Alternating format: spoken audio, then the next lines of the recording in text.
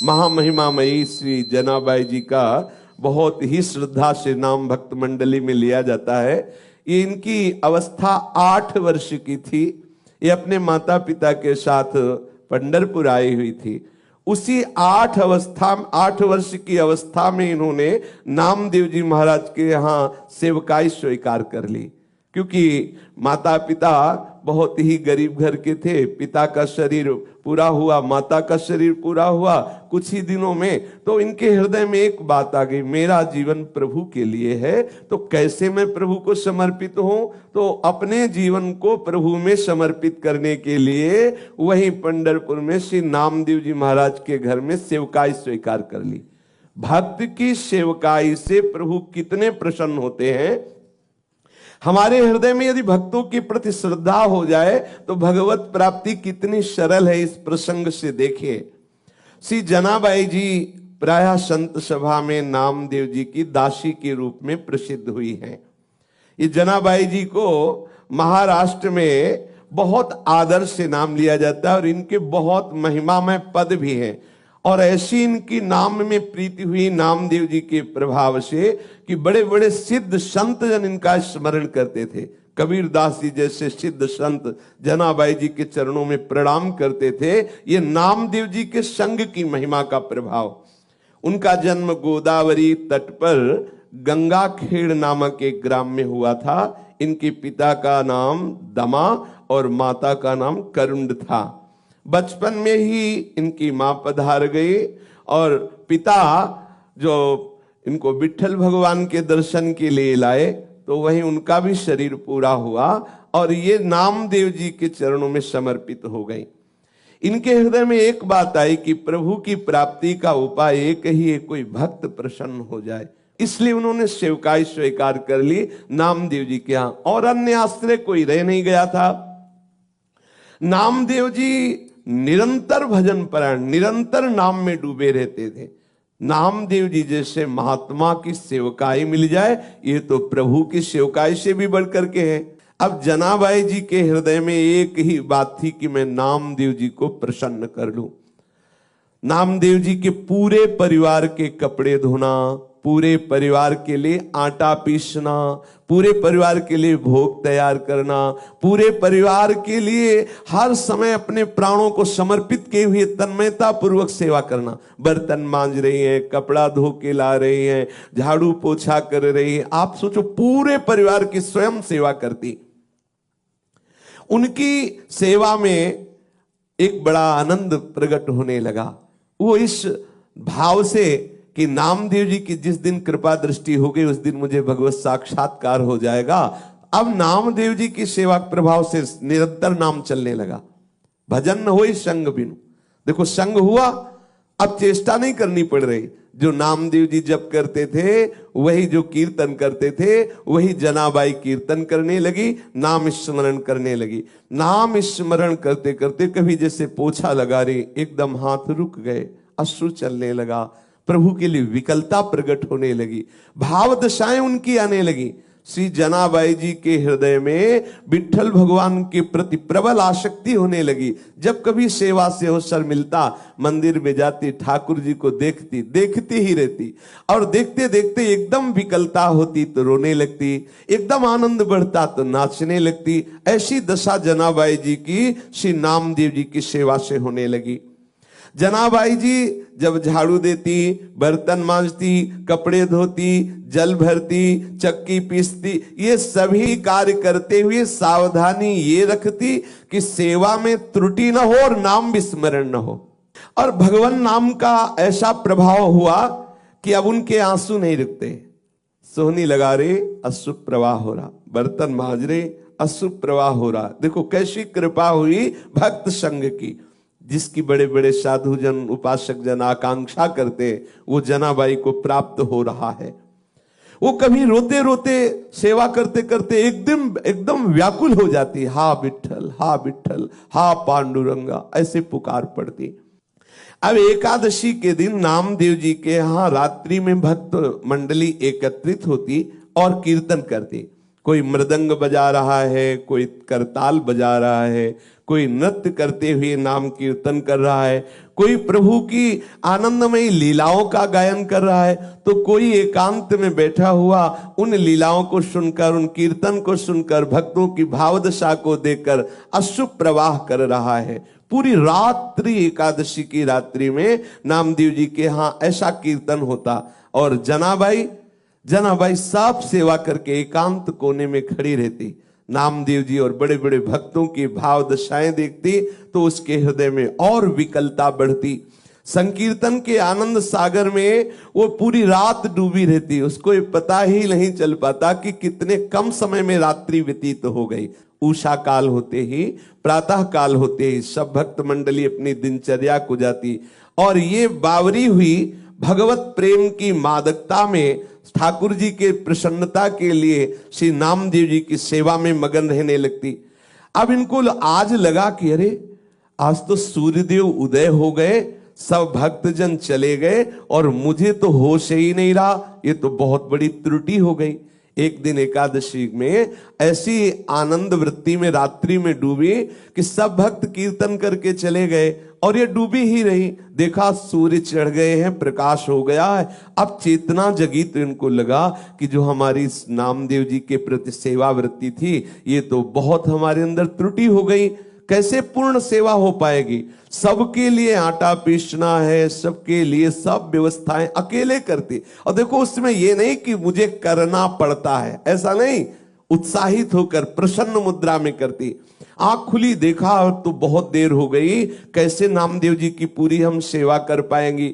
जल्दी जल्दी से घबरा कर सोचा कि सबसे पहला काम करते हैं कि हम वस्त्र जो सबके स्नान किए हुए हैं पहले उनको धो के फैला देती। जल्दी से वस्त्र लिए और वस्त्र लेकर के धोने के लिए वो भागी।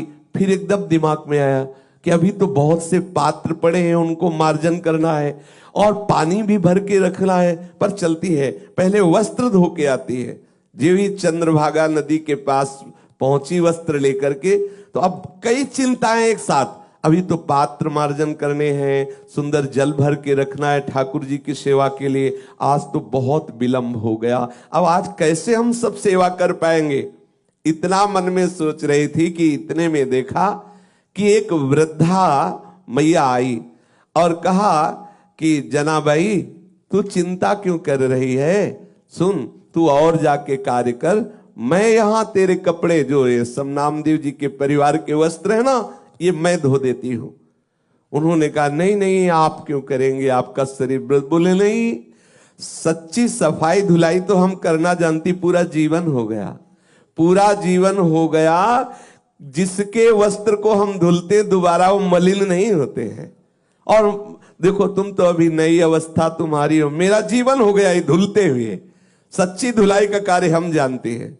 समझ नहीं पाई जनाबाई ने कहा मेरे स्वामी की सेवा में आज बड़ी गड़बड़ी हो गई, क्योंकि मैं ऐसी भूल में पड़ गई कि सेवा छूट गई। भूल का तात्पर्य इतना आनंद में डूब गई। बुढ़िया ने प्रेम से कहा तू चिंता मत कर, देखना तू वैसे कपड़े साफ नहीं कर सकती जैसे मैं करूंगी। जनाबाई ने कहा कि अब मुझे नामदेव जी के घर तत्काल भाग के जाना, क्योंकि पात्र मार्जन नहीं किए। अब देखो जैसा भी हो, वो कपड़े वहीं नदी के किनारे छोड़ करके गई और जो कार्य अत्यंत आवश्यक था, जैसे पात्र मार्जन करना और जल भर के रख देना, वो करके वापस आई तो देखा बहुत प्रेम से डूबी हुई वो जो मैया थी, सब कपड़े धो करके और फैला दिए थे। और कहा कि देखो तू चिंता मत कर, आनंद पूर्वक सेवा कर। बहुत बहुत आनंद का ये विषय है जो तेरे अंदर ये चिंता चलती रहती है भक्त को सुख पहुंचाने की। तो उन्होंने देखा कि सारे के सारे कपड़े एकदम स्वच्छ।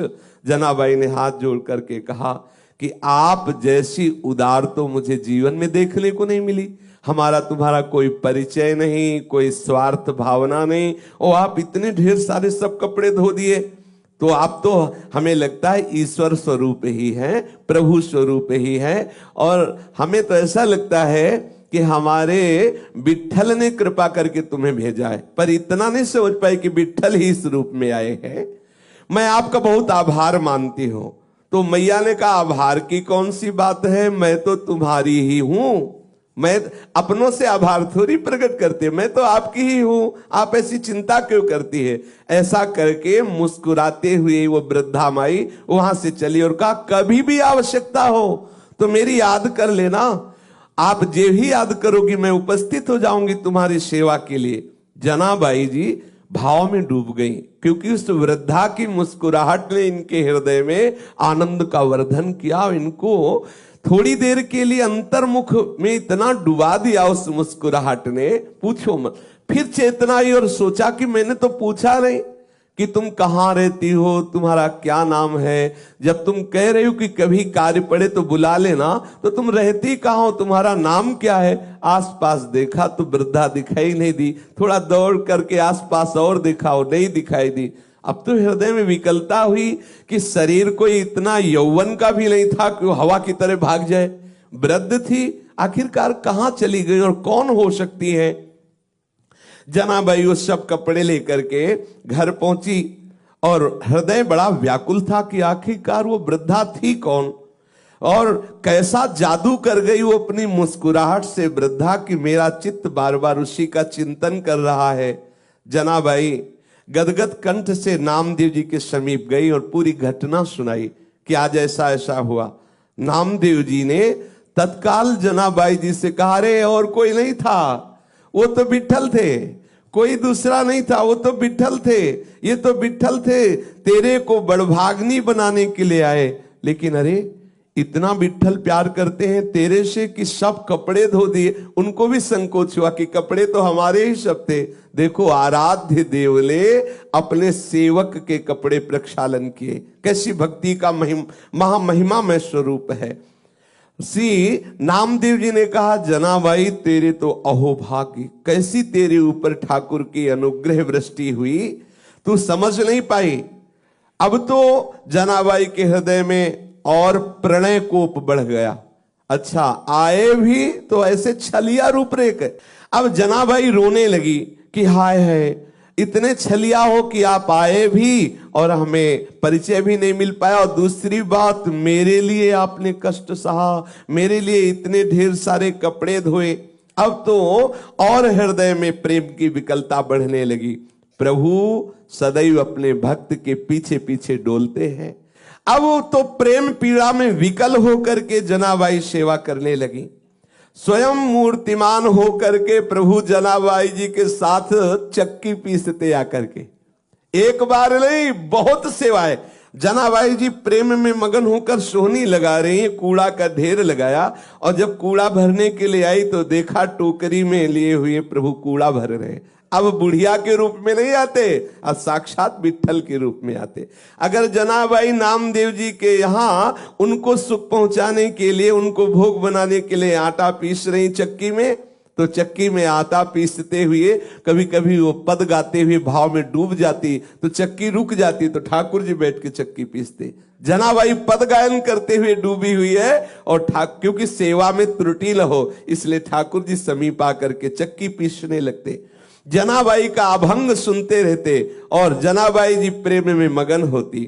महाराष्ट्र के महापुरुषों ने वर्णन किया है कि झाड़ लोट करी जनी, केर भरी चक्र पाणी, पाटी घेऊनिया सिरिम नेवनिया टाकी दूरी। ऐसा भक्त सी भूलला, नीच कामे करूं लागला, जनी मेहड़े बिठो बाला, काय उतराई हूं तुला।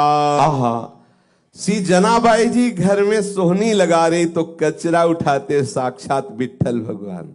आहा, अपनी टोकरी को सर पे रखे हुए पीछे पीछे जनाबाई के डोलते, जहां जाओ झाड़ करके कूड़ा एकत्रित करती, सोहनी लगा के ठाकुर जी कूड़ा भरते। कैसी भक्ति की अद्भुत महिमा, भक्त की भक्ति से कैसे प्रभु अधीन हो जाते हैं।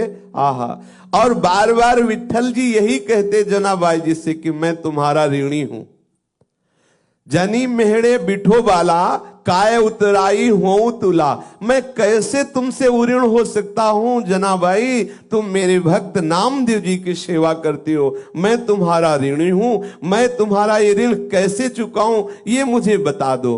बामो शव्य दोन्ही कडे देखूं कृष्णाचे रूपंडे, चराचरी जे जे दिसे ते ते अविद्याची नाशे। जैसे अपना ही बायां भुजा और अपना ही दायां भुजा, इसमें कौन अपना और कौन पराया, ऐसी अनुभूति होने लगी श्री जनाबाई जी को। संपूर्ण विश्व ब्रह्मांड चाहे कोई अनुकूल व्यवहार करे चाहे प्रतिकूल व्यवहार करे, मेरा ही स्वरूप है, मेरी ही आत्मा है। जैसे अपना बायां हाथ दायां हाथ, इसमें कौन सा प्रिय कौन सा प्रिय, तो बायां का तात्पर्य प्रतिकूलता, दायां का तात्पर्य अनुकूलता। अनुकूलता प्रतिकूलता चाहे जैसा कोई हमारे साथ व्यवहार करे, वो मेरी आत्मा है, मेरा प्रीतम है, ऐसी अनुभूति हो गई। चराचर में मेरा ही प्रीतम है, ऐसा अनुभव होने लगा। चराचरी जे जे दिसे ते ते अविद्याची नासे, अविद्या का नाश हो गया। एकमात्र विठल ही विठल, प्रीतम ही प्रीतम। कैसी रसमयी स्थिति प्रभु प्रदान करते हैं। देखो ये प्रभु प्रदान करते हैं, कैसी अधीनता स्वीकार किए हुए है।